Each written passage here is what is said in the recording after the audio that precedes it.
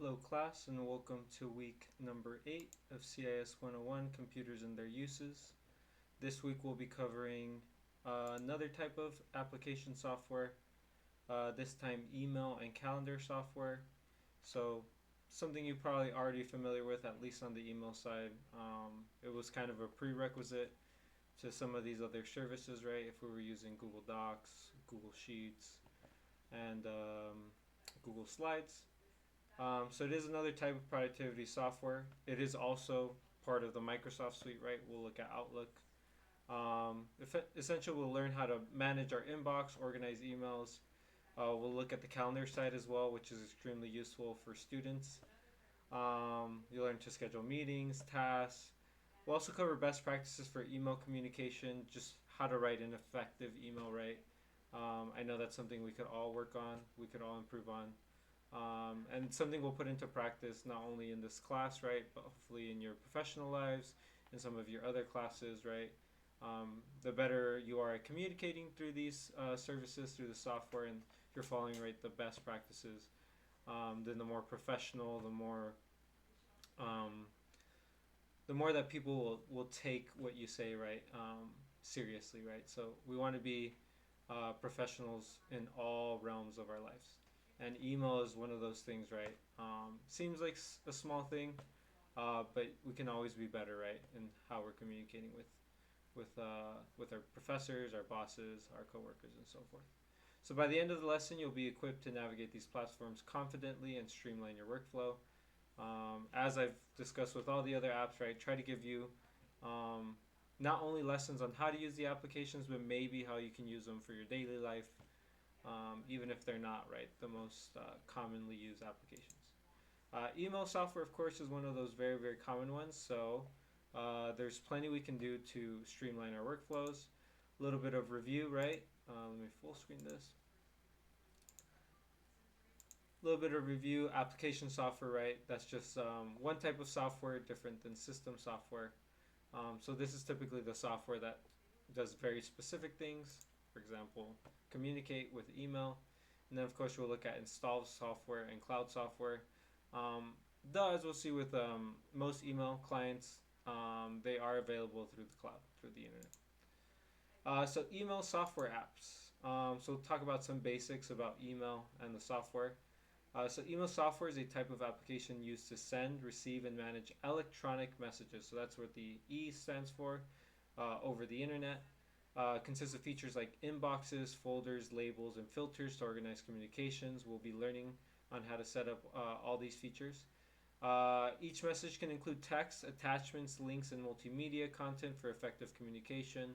So depending on what you're trying to send, right, you might not just send good old text, right, just words and letters. You might also send some videos, some images, or links to other websites. So commonly used for personal correspondence, professional communication, marketing campaigns, and information sharing. So these are the most common uses of email. So marketing campaigns, those stores you shop at, right? You subscribe to the email service, and they'll send you deals. Professional communication, email is the number one way to communicate with your coworkers and your boss. Personal correspondence, maybe for your academics, right? Or just with your friends and family. So one of the primary things we need to go over is the inbox. Again, something you might all be familiar with. So it's the primary folder in an email client where incoming messages are stored. So inbox is where all your emails go to.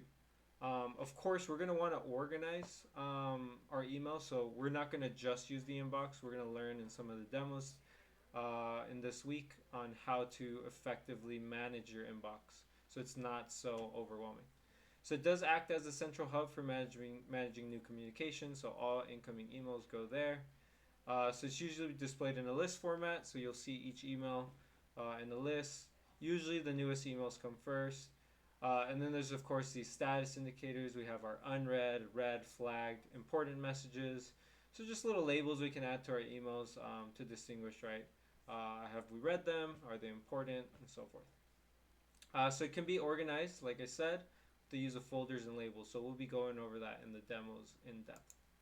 So inbox management. So we can definitely just have everything go to our inbox, but if we regularly use email across different parts of our lives, school, our job, and so forth, then we're definitely going to want to organize our inbox. It's not a good idea just to have one folder where everything goes. Just like if in our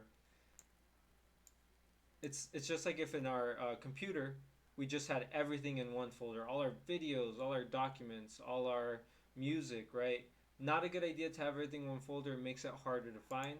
Same concept with email. You can also have folders in your inbox. Some other features we'll be talking about is filters and rules. So you can actually set up automatic sorting of your emails based on certain criteria. You set up which rules, like from who or what subjects will go into which folder. And then, of course, we got to talk about archiving and deleting. Uh, you don't have infinite space in these email clients. There is finite space if you're going with the free versions. So it's important to get rid and declutter your email periodically. Again, we'll be going over that in the demos. Another thing we need to talk about is attachments. So email attachments are files sent along with an email message. All of you are very, very familiar with email attachments. Maybe just a few of you, if you're a very, very beginner user to computers, you might have some trouble with attachments. So email attachments are files sent along with an email message, allowing users to share documents, images, videos, and other types of files. So it enables users to share important files and information quickly and efficiently. So sometimes when I want a file from one computer to the next, maybe I won't use Google Drive. Maybe I'll use email if it's just that little bit faster. It depends on how I'm feeling that day. So yeah, I might just use my email to share that file. Of course, there's other ways, right? We've talked about Google Drive already. Some things to keep in mind though with email. Most email providers impose size limits on attachments. I believe it's 25 megabytes for Gmail, for example. So you can't just send massive files. When the files get bigger than that limit, then alternative methods are used. In the case of Outlook and Gmail, they might use their Drive services, so OneDrive or Google Drive. They might kick in whenever you try to attach a bigger document. They'll automatically create a Drive link, share link, instead of just putting the entire file in the email. So yeah, something to keep in mind when you're attaching things. I've already seen that in some of my other classes. Some students try to attach like a whole screen recording, right? Like, oh, I'm having a lot of trouble attaching it. Well, it's because it's too big, right? Maybe email's not the best way to share that particular file. You might have to do some extra steps before you send that file via email. And then, of course, some things to keep in mind is always be cautious of unknown senders when we're talking about attachments. Remember, in the security portion of our class, attachments can carry malware or viruses. So be very careful which attachments you download onto your computer, because it's from someone you don't know, someone you don't recognize. There's always a chance, right? It could be something malicious. And then lastly, we'll talk about email signatures, email features. An email feature that's essential is going to be these signatures. So what is a signature? Well, we know what a regular signature is, right? But for email, it's a block of text that's at the bottom of the email, and it provides the recipient, the person you send the email to, with the sender's contact information and sometimes branding, so you can actually put pictures into your signature. So yeah, like I said, it provides easy access to the contact details, creates a polished and professional image in communication. So if you do have a signature, it's going to make your emails look that much more professional. And then, of course, a well-crafted email signature not only enhances your communication, right? Like I said, it gives you that like sense of professionalism, and then gives your recipients all your important information. Um, I'll be showing some examples of email signatures in the demos. For now, right?